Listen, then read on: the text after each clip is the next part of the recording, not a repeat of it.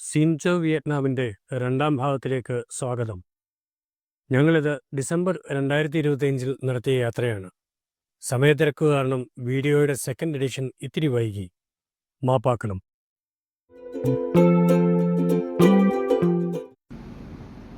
Da Nang south China സീയുടെ അതുവഴി Pacific ഓഷൻ്റെ തീരപ്രദേശമാണ്. സുന്ദരവും വിശാലവുമായ beach. Kuan ആം എന്നു വിയറ്റ്നാമീസിലും goddess of mercy എന്ന് പൊതുവെയും അറിയപ്പെടുന്ന ലേഡി ബുദ്ധയുടെ സ്റ്റാച്യു ദനാങ് സിറ്റിക്ക് വളരെ അടുത്താണ്. ഈ സ്റ്റാച്യുവിന് 67 മീറ്റർ ഉയരമുണ്ട്. ലിങ് ഉങ് പഗോഡയുടെ പരിസരത്താണിത്. മങ്കി മൗണ്ടൻ എന്നും ഈ ഏരിയ അറിയപ്പെടുന്നു. ആ കുന്നിൻ മുകളിൽ നിന്ന് കടലിലേക്കുള്ള കാഴ്ച അതിഗംഭീരം. പല രീതിയിൽ ധ്യാനത്തിലിരിക്കുന്ന ശ്രീബുദ്ധൻ്റെ ചൈതന്യമേറിയ ധാരാളം പ്രതിമകളും അവിടെയുണ്ട്.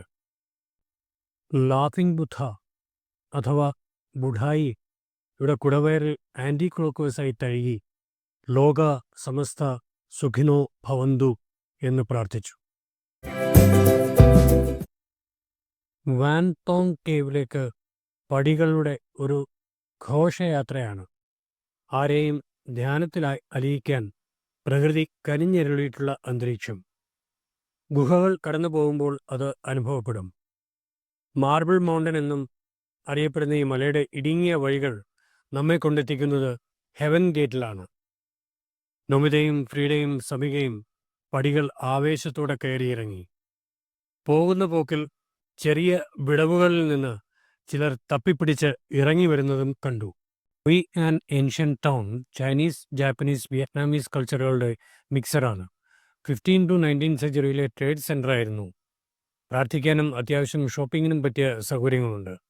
സ്പൈറലായിട്ടുള്ള സുഗന്ധത്തിരികൾ തൂക്കിയിട്ടിട്ടുണ്ട്. അത് കൊളുത്തി എരിഞ്ഞു തീരുന്നതുവരെ ക്ഷമയോടെ ധ്യാനിച്ചിരിക്കുവാൻ ആളുകൾ എത്തുന്നു. പുറത്ത് നദിയിൽ സന്ദർശകർ കൊളുത്തിവിട്ട കളർ ലാൻഡേൺസ് ഒഴുകി നടക്കുന്നു.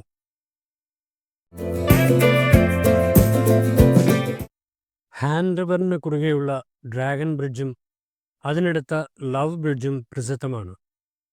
ഡ്രാഗൺ ബ്രിഡ്ജിൽ ഡ്രാഗണിൻ്റെ വായിൽ നിന്ന് തീയും വെള്ളവും ചീറ്റുന്ന ഒരു ഷോ അവർ അറേഞ്ച് ചെയ്തിട്ടുണ്ട്. എല്ലാ വീക്കെൻഡുകളിലും രാത്രിയിൽ ആണ് ഈ ഷോ ഉള്ളത്. ലവ് ബ്രിഡ്ജിൽ തങ്ങളുടെ സ്നേഹം അനശ്വരമാണെന്ന് രേഖപ്പെടുത്തി പാഡ്ലോക്ക് തൂക്കി അതിൻ്റെ കീ ഹാൻ റിവറിൽ എറിയുന്നു.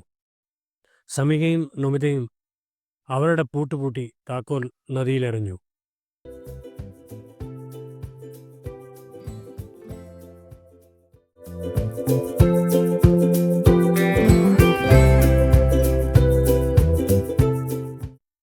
ബാന ഹിൽ ഒരു സ്വപ്നം പോലെയാണ്. മഞ്ഞും കുളിരും മനസ്സുമയക്കുന്ന കാഴ്ചകളുമാണ് ചുറ്റും. 5ഓളം വേൾഡ് റെക്കോർഡുകൾ ഉള്ള കേബിൾ കാറിൽ കയറി സൺ വേൾഡിൽ നിന്ന് മൂൺ വേൾഡിലേക്ക് യാത്ര ചെയ്യാം.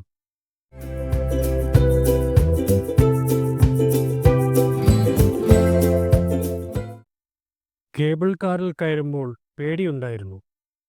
ആദ്യത്തെ അനുഭവം എന്നതുകൊണ്ടും അക്രോഫോബിയ പോലെ എന്തോ ഒന്ന്.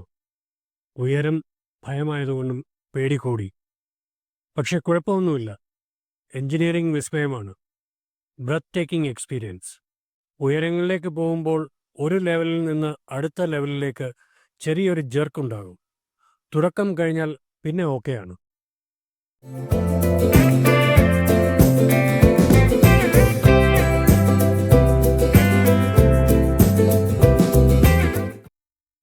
യൂറോപ്യൻ ആർക്കിടെക്ചറിലും 19-ാം നൂറ്റാണ്ടിലെ ഗോഥിക് സ്റ്റൈലിലും ഒരുക്കിയെടുത്തിരിക്കുന്ന സ്ഥലമാണ് ബാന ഹില്ലിലെ ഫ്രഞ്ച് വില്ലേജ്. ഫെയറി ടെയിലിൽ നിന്ന് ഇറങ്ങി വന്ന ഒരു കഥാപാത്രം നമ്മോടൊപ്പം ഫോട്ടോ എടുക്കാൻ റെഡിയായി നിൽക്കുന്നുണ്ട്. ഷോപ്പിംഗ്, അമ്യൂസ്മെൻറ്റ്, എല്ലാ സൗകര്യങ്ങളും ഉണ്ട് ഇവിടെ.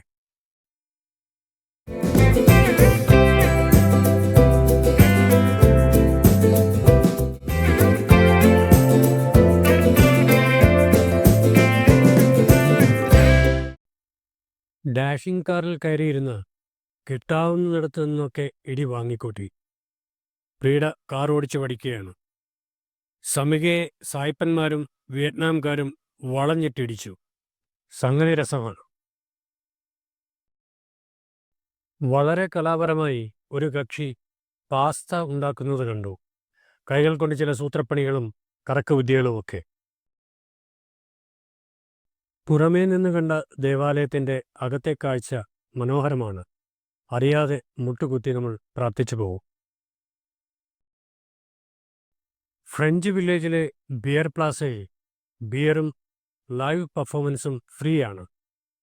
ഗ്ലോബലി അക്ലൈംഡ് പെർഫോമേഴ്സിനൊപ്പം സന്ദർശകർക്കും ചുവടുവയ്ക്കാം. നൊമിത കുറച്ചുനേരം അവരോടൊപ്പം ചുവടുവെച്ചു.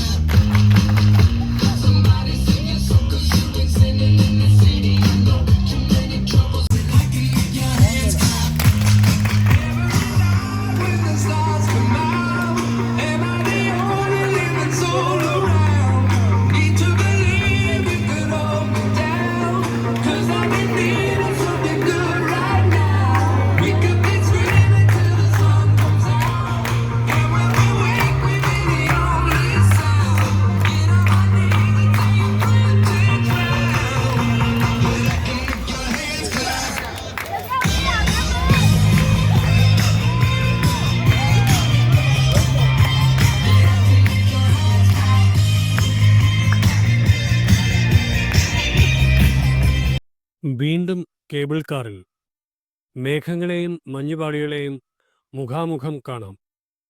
ഗോൾഡൻ ബ്രിഡ്ജിലേക്കുള്ള യാത്രയാണ്. അങ്ങോട്ടും ഇങ്ങോട്ടും നിരനിരയായി കേബിൾ കാറുകൾ നീങ്ങുന്നുണ്ട്.